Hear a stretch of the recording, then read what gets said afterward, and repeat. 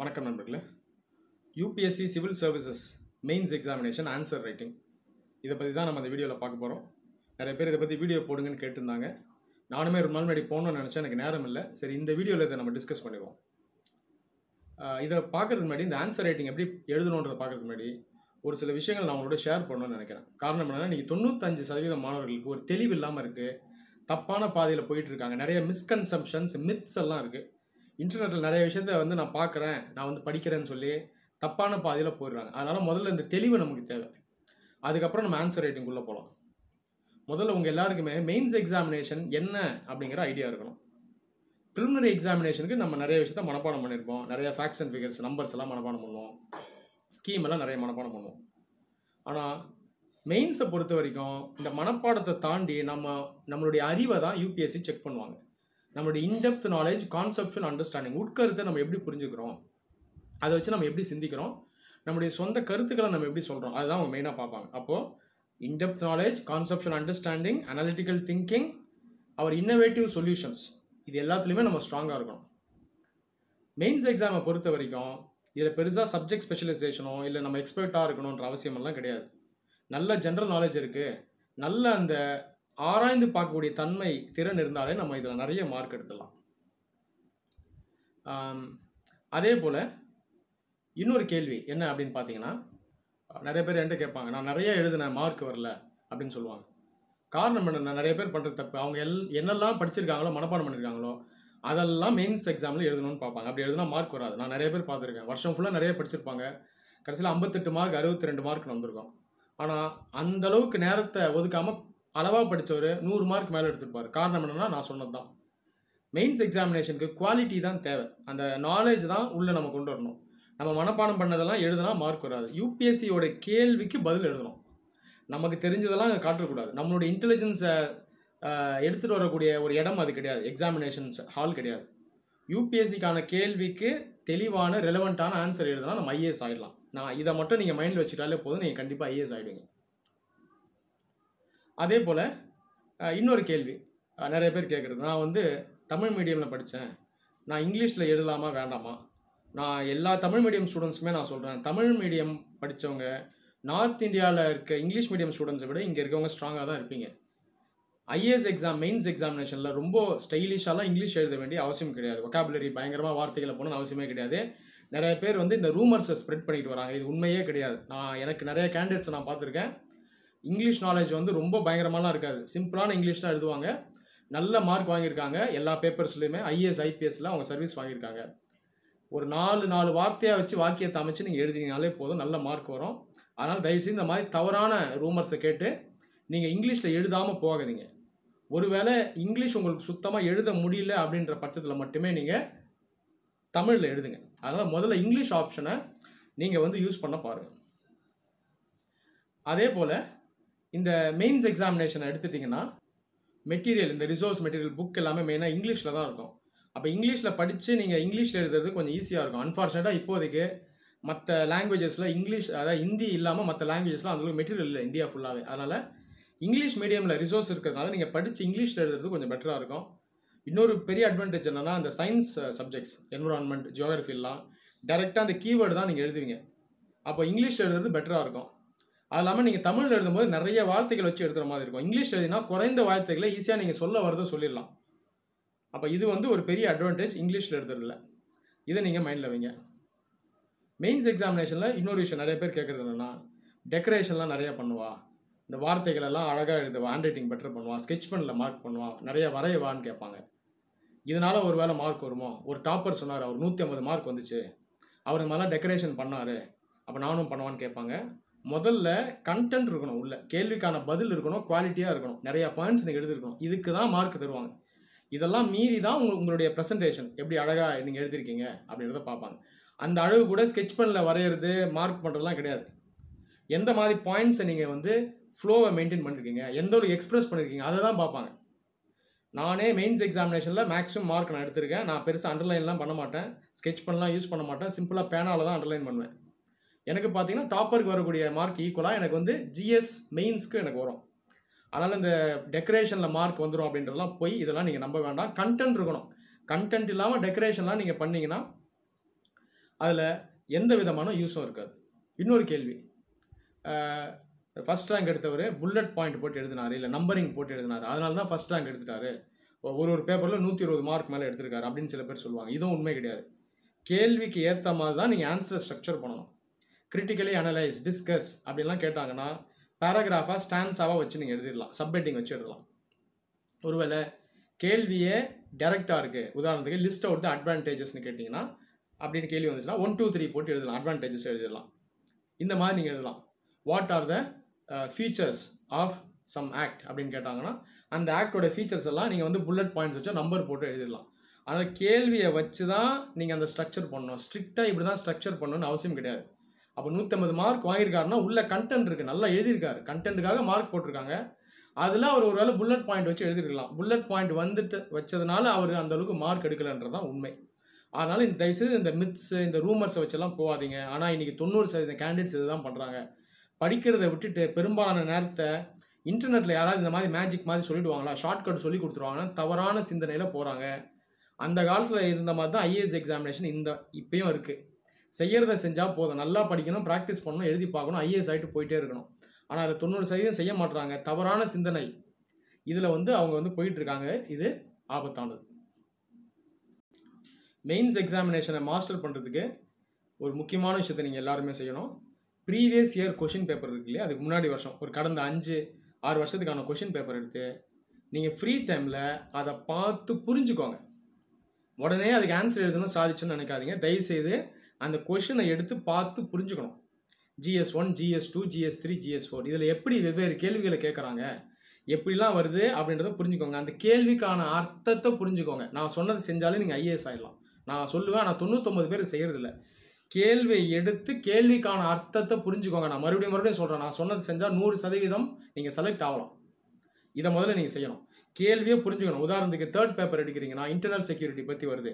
What are the security implications in our relationship with Pakistan அப்படின்னு கேள்வி வருதுன்னா அந்த கேள்வியை புரிஞ்சுக்கோங்க. பாகிஸ்தான் நாட்டினோட நம்ம உறவு வச்சுருக்கிறதுனால இந்த பாதுகாப்பு ரீதியான பின் விளைவுகள்லாம் எப்படி இருக்கும்னு கேட்குறாங்க. அதை புரிஞ்சுக்கணும். புரிஞ்சுக்கிட்ட தான் ஆன்சர் பண்ண முடியும். இதை நிறைய பேர் புரிஞ்சுக்கிறதே கிடையாது, கொஷினை படிக்கிறதே கிடையாது. கொஷினை படிக்காமல் மேலோட்டமாக பார்க்குறது, அவங்க மனப்பாடம் பண்ணுறதெல்லாம் எழுதுறது, எக்ஸாமில் மார்க் வராது. இதுதான் நிறைய பேர் பண்ணிக்கிட்டு வராங்க. நான் சொன்னது தயவுசெய்து நீங்கள் செய்யுங்க. அது நம்ம டெய்லிக்கும் குறைஞ்சது 1/2 மணி நேரம் ரைட்டிங் ப்ராக்டிஸ் பண்ணணும். ஏதோ ஒரு டாபிக் எடுத்துகிட்டு ஒரு 4 பேராகிராஃப் எழுதுங்க. சிம்பிளாக எழுதுங்க, உங்களுடைய ஸ்டைல்லையே எழுதுங்க. இது நீங்கள் கண்டிப்பாக பண்ணிங்கனாலும் போதும், ஒரு 3-4 மாதத்தில் நீங்கள் மாஸ்டர் பண்ணிடலாம். ஆனால் ஷார்ட்கட்டை நோக்கி போகாதீங்க. உங்களுடைய அறிவை வச்சு, உங்களுடைய சிந்தனையை வச்சு, உங்களுடைய ஸ்டைல்லையே இந்த ஆன்சர் ரைட்டிங்கை நீங்கள் பண்ணணும். மறுபடியும் சொல்கிறேன், குவாலிட்டி தான் முக்கியம், குவான்டிட்டி முக்கியம் கிடையாது. தெளிவாக எழுதணும், சிம்பிளாக எக்ஸ்பிரஸ் பண்ணணும், பாயிண்ட் அழகாக சொல்லணும், கேள்விக்கான பதில் உள்ளே இருக்கணும். இதுக்கு தான் மார்க்கும். அப்போ நான் சொன்னதை நீங்கள் செய்யுங்க. சரி, இப்போது எப்படி மெயின்ஸ் எக்ஸாமினேஷன் ஆன்சர் ரைட்டிங் நம்ம பண்ணலாங்கிறத பார்ப்போம். ஒரு ஆன்சரை எப்படி ஸ்ட்ரக்சர் பண்ணுன்றதை முதல்ல நான் சொல்கிறேன். அதுக்கப்புறம் ஒரு சாம்பிள் கொஷினுக்கான ஆன்சரை நம்ம பார்க்கலாம். யூபிஎஸ்சி மெயின்ஸ் எக்ஸாமினேஷன் எடுத்துட்டிங்கன்னா மெயினாக ஆப்ஷனில் சைடில் வச்சுருவோம். ஜிஎஸ் எடுத்துட்டோம்னா மெயினாக 150 வார்த்தைகள் எழுத சொல்லுவாங்க, இல்லை 250 வார்த்தைகள் எழுத சொல்லுவாங்க. அப்போ இந்த ஸ்பேஸிங் முக்கியம். சராசரியாக ஒரு பேஜில் 100 வார்த்தைகளை நீங்கள் எழுதணும். நீங்கள் ரஃபாக எழுதினீங்களா அரௌண்ட் 100 வார்த்தை வந்துடும். அப்போ 150 வார்த்தைனா ஒரு 1.5 பேஜ் 1.25 பேஜுக்கு எழுதணும். 250 வார்த்தைனா 2.5 பேஜ், ஒரு 3 பேஜ், ஒரு 3 வரைக்கும் எழுதலாம். இதில் நிறைய போய் அக்யூரேட்டாக எண்ணிக்கிட்டு இருக்கணும்னு அவசியம் கிடையாது. இது ப்ராக்டிஸ். நான் சொன்ன ப்ராக்டிஸ் 1/2 மணி நேரம் எழுதினீங்கனாலே டெய்லிக்கும் ப்ராக்டிஸ் வந்துடும். இதில் என்னென்னா நிறைய பேர் ப்ராக்டிஸே பண்ண மாட்டாங்க, இதில் போய் ஆராய்ச்சி பண்ணிகிட்டு இருப்பாங்க. ப்ராக்டிஸ் பண்ணாலே இதெல்லாம் ஆட்டோமேட்டிக்காக அமைஞ்சிடும். இதெல்லாம் ஒரு விஷயமே கிடையாது, சொல்கிறத நீங்கள் செஞ்சிங்கன்னா போதும். அதே போல் 150 வார்த்தை எழுத சொல்கிறாங்க, 120 வார்த்தை தான் எழுத முடியுதுன்னா விட்டுடுங்க, பரவாயில்ல. அதுக்கு மேலே எழுத வேணாம், ஸ்டோரிலாம் எழுதாதீங்க. 120 வார்த்தையில் நல்ல மார்க் வரும். நான் சொன்னது போல் குவாலிட்டி தான் முக்கியம். ஒருத்தர் 200 வார்த்தை எழுதியிருப்பார், ஆனால் மார்க் வராது. காரணம் என்னென்னா ஃபுல்லாக ஸ்டோரியாக எழுதியிருப்பார், உள்ள பாயிண்ட்டே இல்லை. அதனால் ஒரு வேளை உங்களுக்கு ஓரளவு தான் தெரியுது எழுத முடியுதுன்னா விட்டுட்டு அடுத்த கேள்விக்கு போயிடணும். இதை நீங்கள் மனசில் வைங்க. அப்போ நிறையா எழுதுனா மார்க் வராது. ஒரு கேள்வி ஆரம்பிக்கும் பொழுது அந்த கேள்வியை நம்ம நல்லா அண்டர்ஸ்டாண்ட் பண்ணணும். அந்த கேள்வியை முதல்ல நாம் பிரேக்கப் பண்ணணும். அதை வந்து பிரேக்கப் பண்ணி எழுதணும். அது எப்படிங்கிறது நான் உங்களுக்கு சொல்கிறேன். ஒரு கேள்வி ஆரம்பிக்கும் போது ஒரு இன்ட்ரடக்ஷன் வச்சு எழுதணும். இன்ட்ரடக்ஷன் எழுதணும்னு அவசியம் கிடையாது. ஸ்டார்டிங் நம்ம எழுதுறதே இன்ட்ரடக்ஷன் தான். ஒரு உதாரணம் சொல்கிறேன். ஸ்மார்ட் சிட்டிஸ் ப்ராஜெக்ட் பற்றி ஒரு கேள்வி வருதுன்னா நீங்கள் இன்ட்ரடக்ஷன் எப்படி எழுதலாம்? ஸ்மார்ட் சிட்டிஸ் அப்படிங்கிறது சஸ்டைனபிள் டெவலப்மெண்ட்டுக்கானது. சஸ்டைனபிள் டெவலப்மெண்ட்னா என்ன? வளர்ச்சியும் இருக்கணும், மனிதர்களுக்கான தேவையும் எடுத்துகிட்டு போகணும், அதே நேரத்தில் சுற்றுச்சூழல் இந்த என்விரான்மெண்ட்டையும் நம்ம பாதுகாக்கணும். இதுதான் சஸ்டைனபிள் டெவலப்மெண்ட். அப்போ சஸ்டைனபிள் டெவலப்மெண்ட்டை வச்சு கொண்டு வரப்படுறது தான் இந்த ஸ்மார்ட் சிட்டிஸ். ஸ்மார்ட் சிட்டியில் பார்த்தீங்கன்னா எனர்ஜி சேவிங் பண்ணுவாங்க, சுற்றுச்சூழல் வந்து மாசு இருக்காது, அதே போல் மனிதர்களுக்கான தேவை எல்லாத்தையும் அவங்க சாட்டிஸ்ஃபை பண்ணுவாங்க. அப்போது நீங்கள் எக்ஸாமினர்கிட்ட அழகாக சொல்லணும், நீங்கள் கேட்ட கேள்வியை நான் புரிஞ்சுக்கிட்டேன் ஐயான்றதை அழகாக நீங்கள் வெளிப்படுத்தணும். இதை இன்ட்ரடக்ஷன் எழுதணும். ஆனால் இதில் நிறைய பேர் பண்ணுற தப்பு என்ன பண்ணுவாங்கன்னா, ஃபேக்ட் அண்ட் ஃபிகர்ஸை மனப்பாடம் பண்ணி எழுதுவாங்க. Smart cities project launch on so and so date, இதை லான்ச் பண்ணது இந்த மினிஸ்டர் தான், இந்த ஊரில் தான் ஃபஸ்ட்டு கொண்டு வந்தாங்க, இந்த சிட்டி தான் ஃபஸ்ட்டு ஸ்மார்ட் சிட்டி இப்படின்னு எழுதுவார். 10 லைன் இன்ட்ரடக்ஷன் தருவார், மார்க்கே வராது. நான் சொன்னது போல் கருத்தை எழுதணும், அறிவை தான் உட்காட்டணும். இப்போ இதெல்லாம் யார் வேணால் எழுதுவாங்க, இந்த ஸ்மார்ட் சிட்டி ப்ராஜெக்ட் வந்து தேதி, அதை எடுத்துகிட்டு வரப்பட்ட இடம் எல்லாம். ஆனால் இதை யூபிஎஸ்சி எதிர்பார்க்கல. ஸ்மார்ட் சிட்டி ப்ராஜெக்ட் நீங்கள் என்ன சிந்திக்கிறீங்க, இதை பற்றி நீங்கள் என்ன புரிஞ்சுட்டீங்கன்னு கேட்பாங்க. அப்போ இன்ட்ரடக்ஷனை அறிவுபூர்வமாக எழுதணும். மறுபடியும் சொல்கிறேன், சிம்பிளாக அழகாக எக்ஸ்பிரஸ் பண்ணால் போதும். ரொம்ப அற்புதமாக ஒரு ஃபிலாசபிக்கலாக ஐஸ்தட்டிக்காக எழுதணும்னு அவசியம் கிடையாது. சிம்பிள் லாங்குவேஜில் நீங்கள் எழுதிங்கன்னா போதும். அடுத்தது body of the answer. Body of the answer தான் முக்கியம். இதுக்கு தான் மெயினாக மார்க் வரும். பாடி ஆஃப் த ஆன்சரை நீங்கள் வந்து புல்லட் பாயிண்ட்ஸாக போடலாம், நம்பரிங்காக போடலாம், இல்லை சப்ஹெட்டிங்காக போடலாம். நான் சொன்னது போல் கேள்விக்கு ஏற்ற மாதிரி பாடி ஆஃப் ஆன்சரை நீங்கள் வந்து ஸ்ட்ரக்சர் பண்ணணும். டைரெக்டான கேள்வியாக இருந்தால் 1 2 3 போடலாம், இல்லை புல்லட் பாயிண்ட்ஸ் போடலாம். உதாரணத்துக்கு list out the advantages, list out the disadvantages, what are the important features, இப்படியெல்லாம் கேட்டால் புல்லட்டாகவும் நம்பரிங்காகவும் போட்டுருங்க. இல்லை கிரிட்டிக்கலி அனலைஸ், டிஸ்கஸ் அப்படிலாம் கேட்டால் பேராகிராஃபாக போட்டு எழுதுங்க. பேராகிராஃபாக போடும்போது அதிலே ஒரு சப்ஹெட்டிங்ஸாக போடலாம். நிறைய சப்ஹெட்டிங்ஸ் போடாதீங்க, ஒரு 2 3 போடுங்க மேக்ஸிமம், அதுக்கு மேலே வேண்டாம். கடைசியாக கன்க்ளூஷன் நீங்கள் எழுதலாம். கன்க்ளூஷன் பார்த்தீங்கன்னா ஏற்கனவே சொன்னதே சொல்லக்கூடாது, நீங்களாக சொல்லக்கூடிய ஒரு ஐடியாவாக இருக்கணும். நிறைய பேர் என்ன பண்ணுவாங்கன்னா, முன்னாடி பாடி ஆஃப் த ஆன்சர் சொன்னதே மறுபடியும் சொல்லுவாங்க. கன்க்ளூஷன் எழுதணுன்றதுக்காக எழுதக்கூடாது, மார்க் வராது. ஒருவேளை கன்க்ளூஷன் சொல்கிறதுக்கு பெருசாக ஐடியா இல்லைன்னா விட்டுடுங்க, தேவையில்லை. பாடி ஆஃப் த ஆன்சர்லேயே நல்லா டிஸ்கஸ் பண்ணிட்டீங்கன்னா போதும், மார்க் வந்துடும். நிறைய பேர் என்ன பண்ணுவாங்க ஸ்டூடெண்ட்ஸ், இல்லை கன்க்ளூஷன் சொல்லி ஆகணும் அப்படின்னு சொல்லி அதை நேரத்தை வின் பண்ணி ஏற்கனவே எழுதின பாயிண்ட்டே மறுபடியும் எழுதுவாங்க. நேரம் வீணாகவும் மற்ற கேள்வியில் எழுத முடியாது. கன்க்ளூஷன் ரொம்ப சிம்பிளாக இருக்கணும். உதாரணத்துக்கு இப்போ ஸ்மார்ட் சிட்டிஸே எடுத்துப்போமே, இதுக்கு நீங்கள் உங்களுடைய சொந்த ஐடியாவை நீங்கள் தரலாம். உதாரணத்துக்கு ஸ்மார்ட் சிட்டிஸ் ப்ராஜெக்ட் கொண்டு வர மாதிரியே நம்ம ஸ்மார்ட் வில்லேஜஸை கொண்டு வரலாம் சார். ஏன்னா இதை ஸ்மார்ட் வில்லேஜஸை வச்சு தான் நம்ம இதை வந்து காம்ப்ளிமெண்ட் பண்ணணும். எல்லாத்தையும் சிட்டியில் டெவலப் பண்ணால் சிட்டி உள்ள ஃபுல்லாக ஸ்லம் வந்துடும். இதில் வந்து பாப்புலேஷன் ப்ரெஷர் அதிகமாகிடும், ரிசோர்ஸில் ப்ரெஷர் வந்துடும். அப்போ சைட் பை சைடு ஒரு ஸ்மார்ட் வில்லேஜஸ் ப்ராஜெக்டே கொண்டு வரலாமே சார்னு சொன்னால் அப்ரிஷியேட் பண்ணுவாங்க. நல்லா சிந்திக்கிறாரு இவர், அறிவுபூர்வமாக யோசிக்கிறாரு, ஒரு ஃபியூச்சரில் நல்லா ஐஏஎஸ் ஆஃபீஸராக வருவார்னு அவங்க வந்து மார்க் போடுவாங்க. அப்போது முடிஞ்சால் இந்த மாதிரி சிம்பிளாக ப்ராக்டிக்கலான சொல்யூஷனை தாங்க. ஒரு வேளை கன்க்ளூஷன் தரல மட்டும் தயவுசெய்து விட்டுடுங்க, நேரத்தை வின் பண்ணாதீங்க, அது ஃபார்மாலிட்டியாக எழுதிக்கிட்டு இருக்காதிங்க. மறுபடியும் கன்க்ளூஷன் போகணுன்னு அவசியம் இல்லை. கடைசியாக நீங்கள் எழுதுறதே உங்களோட முடிவுரை தான் நீங்கள் தரீங்க. அது ஆல்ரெடி அப்போ ஆட்டோமேட்டிக்கலி இட் இஸ் இம்ப்ளைட். இதை நீங்கள் வந்து மைண்டில் வைங்க. எங்கெல்லாம் தேவையோ டயக்ராம் போடணும். ஜியோகிராஃபிக்கு கண்டிப்பாக டயக்ராம் போடணும். அல்லாமல் மற்ற சில விஷயங்களுக்கு ஃபார் எக்ஸாம்பிள் என்விரான்மெண்ட்லாம் நீங்கள் டயக்ராம் போடணும். ஜியோகிராஃபிக்கு மெயினாக டயக்ராம் போடணும். டயக்ராமை எழுதாமல் எல்லாமே ரிட்டனாக எழுதுவாங்க. அதில் பார்த்தீங்கன்னா அந்தளவுக்கு மார்க் போட மாட்டாங்க. ஒரு சிலருக்கு கண்டிப்பாக டயக்ராம் போட்டாகும். அதே போல் தேவையில்லாதெல்லாம் டயக்ராம் போடாதீங்க. நிறைய பேர் இவங்க பண்ணுற தப்பு, வீம்புக்குன்னு டயக்ராம் போடுறது, மார்க் வராது. நான் சொல்கிறேன், இந்தியா மேப்பை எங்கெல்லாம் வரையணுமோ வரைங்க, சிம்பிளாக அழகாக வரைங்க. அதில் வந்து நிறைய பேர் டெக்கரேட் பண்ணி மெதுவாக வரைஞ்சிட்டு இருப்பாங்க, முடிக்க முடியாது பேப்பரை. இந்த தப்பெல்லாம் பண்ணாதீங்க, சிம்பிளாக வரைஞ்சிங்கன்னா போதும். அதே போல் ஏதாவது சில விஷயத்தை ஃப்ளோ சார்ட் வச்சு அழகாக ரெப்ரசென்ட் பண்ணுறீங்கன்னா அதை பண்ணுங்கள். எதையுமே சொன்னதே திரும்ப பண்ணாதீங்க, ரிப்பீட்டடாக பண்ணாதீங்க. ஃபார்மாலிட்டிக்காக எதுவுமே பண்ணக்கூடாது. குவாலிட்டி தான் முக்கியம். குவாலிட்டிக்கு தான் நமக்கு மார்க் வரும். அப்புறம் இன்னொரு முக்கியமான கேள்வி இப்போ தான் ஞாபகம் வருது. நிறைய ஸ்டூடெண்ட்ஸ் கேட்பாங்க, கவர்மெண்ட்டுக்கு எதிராக எழுதலாமா, கவர்மெண்ட்டை விமர்சித்து எழுதலாமான்னு கேட்பாங்க. கவர்மெண்ட்டை பற்றி விமர்சித்து எழுதுறது தான் ஐஏஎஸ் எக்ஸாமு. விமர்சனங்கிறது நம்ம வீட்டில் உட்காந்து அப்பா அம்மா கூட பேசுறது, ஃப்ரெண்ட்ஸ் கூட பேசுகிற விமர்சனம் கிடையாது. அறிவுபூர்வமாக நியூட்ரலாக பேலன்ஸ்டாக பல ஸ்கீம்ஸையும் கவர்மெண்ட் எடுத்த ஸ்டெப்ஸையும் நம்ம வந்து விமர்சனம் பண்ணணும். கேள்வியே அப்படி தான் இருக்கும். Critically analyse this policy, critically analyse this ஸ்கீம்னு கேட்பாங்க, அவங்களே கேட்பாங்க. அப்போ அனலைஸ் பண்ணணும், பண்ணி தான் ஆகணும். அதை என்னென்னா பேலன்ஸ்டாக பண்ணணும். நம்ம மைண்டில் வச்சதெல்லாம் சொல்லக்கூடாது. ஒருவேளை நீங்கள் ஆளுங்கட்சிக்கு சப்போர்ட் பண்ணுறவராக இருப்பீங்க, இல்லை எதிர்கட்சிக்கு சப்போர்ட் பண்ணுறவராக இருப்பீங்க, உங்களுடைய ஐடியாலஜிக்கல் ஓரியன்டேஷன்லாம் நீங்கள் உள்ளே காட்டக்கூடாது. நீங்கள் லெஃப்டிஸ்டாக இருப்பீங்க, லெஃப்டிஸ்ட் வியூ எழுதக்கூடாது. ரைட்டிஸ்டாக இருப்பீங்க, ரைட்டிஸ்ட் வியூ எழுதக்கூடாது. பேலன்ஸ்டாக இருக்கணும். உண்மை ஏதோ அதை சொல்லணும், தைரியமாக சொல்லலாம். அப்போ கிரிட்டிசைஸ் பண்ண வேண்டிய இடத்துல பண்ணணும். சொல்லப்போனால் இதில் கிரிட்டிசிசம்னு எதுவுமே கிடையாது. உண்மை ஏதோ எழுத போகிறீங்க, அதனால் தைரியமாக எழுதுங்க. எழுதும்போது வார்த்தைகளில் கொஞ்சம் நீங்கள் கவனம் செலுத்துங்க. எந்த லீடரோட பேரெல்லாம் சொல்லாதீங்க. உதாரணத்துக்கு பிரைம் மினிஸ்டர் மோடின்னு சொல்ல வேண்டாம். அதே போல் ஆப்போசிஷன் லீடர் ராகுல் காந்தின்னு சொல்லக்கூடாது. Government of the day, opposition leader அப்படின்னு சொல்லி விட்ருங்க. ஸோ இதை நீங்கள் கவனத்தில் வைங்க. கண்டிப்பாக எல்லாத்தையும் கிரிட்டிக்கலாக அனலைஸ் பண்ணணும். பண்ணாதான் மார்க்கை. பண்ணணுமான்னு கேட்டிங்கன்னா மார்க் நமக்கு வராது. டிமானிட்டைசேஷன் ஃபெயிலியரா அப்படின்னு கேட்டிங்கன்னா ஆமாம் ஃபெயிலியர் தான். அதனுடைய கோல்ஸ் அதனால் அச்சீவ் பண்ண முடியல அப்படின்றது உண்மை தான். அதை அழகாக எழுதலாம். பொலிட்டிக்கலாக எதுவும் எழுதாதீங்க. இதை வேஸ்ட்டாக பண்ணிட்டாங்க, ப்ரோஜனம்லாம் பண்ணிட்டாங்கன்னு அட்டாக் பண்ணக்கூடாது. தெளிவாக பேலன்ஸ்டாக நடுநிலையாக நீங்கள் எழுதணும். இதை நீங்கள் மைண்டில் வைங்க. இப்போ ஒரு சாம்பிள் மெயின்ஸ் ஆன்சரை நம்ம பார்ப்போம். ஒரு சிம்பிளான ஒரு இதை தரேன். What is make in India scheme? What are the benefits of make in India scheme?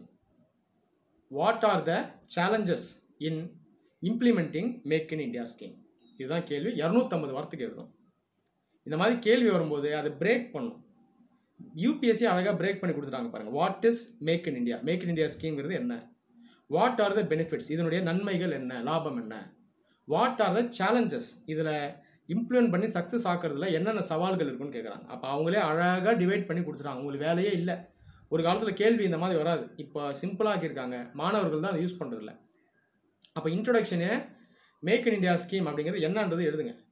இதில் மறுபடியும் மேக் இன் இந்தியா ஸ்கீமை இந்த டேட்டில் கொண்டு வந்தாங்க, பிரைம் மினிஸ்டர் அங்கே இனாகிரேட் பண்ணார், இதெல்லாம் எழுதக்கூடாது.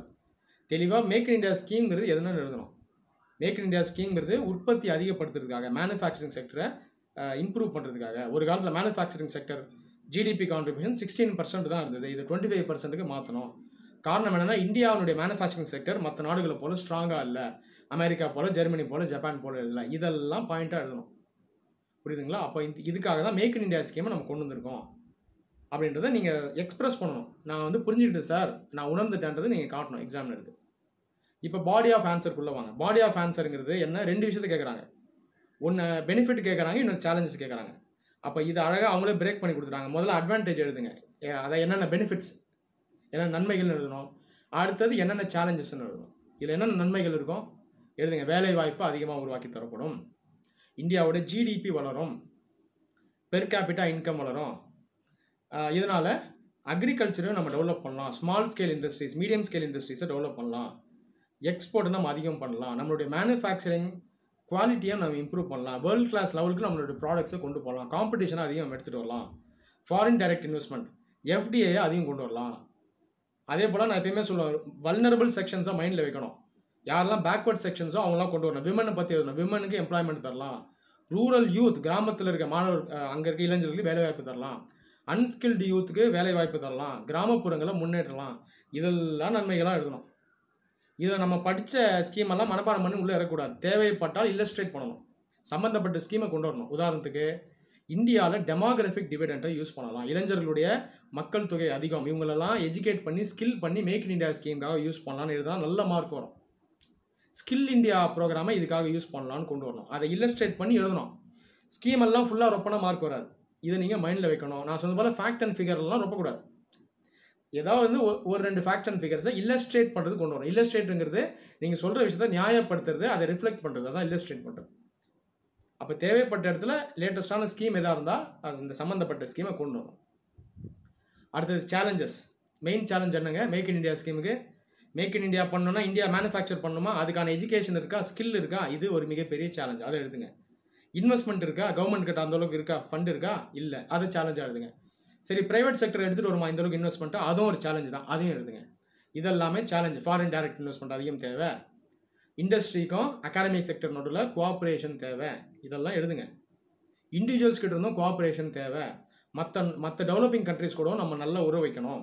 அப்போ தான் நம்மளுடைய கம்பேரிட்டிவ் அட்வான்டேஜை யூஸ் பண்ண முடியும். அக்ரிகல்ச்சர் செக்டரை நம்ம மேக் இன் இந்தியாவுக்கு யூஸ் பண்ணலாம். நம்ம யூஸ் பண்ணாமல் இருக்கோம். ஃபுட் ப்ராசஸிங் இண்டஸ்ட்ரீஸ் எல்லாம் ஆரம்பிக்கலாம். நம்ம வந்து இதில் வந்து விவசாயிகளுக்கு முக்கியத்துவம் அளிக்கிறது கிடையாது. இதெல்லாம் நீங்கள் எழுதலாம் உள்ள. இதெல்லாமே சேலஞ்சஸ். இதை எழுதிட்டு கடைசியாக உங்களுடைய கன்க்ளூஷனை தரலாம். கன்க்ளூஷன் நான் சொல்கிறது போல் அழகாக இருக்கணும், ப்ராக்டிக்கலாக இருக்கணும், நல்ல குவாலிட்டியாக இருக்கணும். மேக் இன் இந்தியா ஸ்கீமை சக்ஸஸ் ஆகிறதுக்கு என்ன பண்ணலான்றது உதாரணத்துக்கு நீங்கள் என்ன பண்ணலாம்னா, பப்ளிக் ப்ரைவேட் பார்ட்னர்ஷிப்புக்கு நம்ம போகலாம், என்ஜிஓஸை நம்ம யூஸ் பண்ணலாம், நிறைய இடத்துல ஸ்கில் ட்ரைனிங் சென்டர்ஸை ஓப்பன் பண்ணலாம். இதெல்லாம் நீங்கள் எக்ஸாம்பிளாக தரலாம். பொலிட்டிக்கல் வில் தேவை. இந்த இப்போ லீடர்ஸ் எல்லாம் அவங்களுடைய ஒரு ஒத்துழைப்பு தேவை. அரசியல் சார்ந்து ஒரு ஜனநாயக வளர்ச்சிக்காக இந்த ஸ்கீமை எல்லாரும் ஒன்று சேர்ந்து இம்ப்ளிமெண்ட் பண்ணலாம். இதெல்லாம் நீங்கள் கடைசியாக உங்களோட சொல்யூஷனாக தரலாம். சொல்யூஷனுங்கிறது ரொம்ப சிம்பிளாக இருக்கணும், ப்ராக்டிக்கலாக இருக்கணும், ஹாலிஸ்டிக்காக இருக்கணும். ஸோ இந்த மாதிரி நீங்கள் உங்களுடைய ஆன்சரை முடிக்கலாம். ஸோ இது ஒரு ப்ளூ பிரிண்ட் தான், ஒரு எக்ஸாம்பிள் தான். இது ஸ்ட்ரிக்ட் டெம்ப்ளேட் கிடையாது. கேள்விக்கு ஏற்ற மாதிரி நீங்கள் மாற்றி எழுதுகிற மாதிரி இருக்கும். நான் சொன்னது உங்களுக்கு ஹெல்ப்ஃபுல்லாக இருந்திருக்கு அப்படின்னு நான் நம்புகிறேன். அதனால் இதை இம்ப்ளிமெண்ட் பண்ணுங்கள். இதனுடைய ஃபீட்பேக் எப்படி இருக்குன்னு எனக்கு சொல்லுங்கள். ஒருவேளை இதில் ஏதாவது டவுட் இருக்குது அப்படின்னா நீங்கள் என்கிட்ட ரைஸ் பண்ணலாம். நன்றி.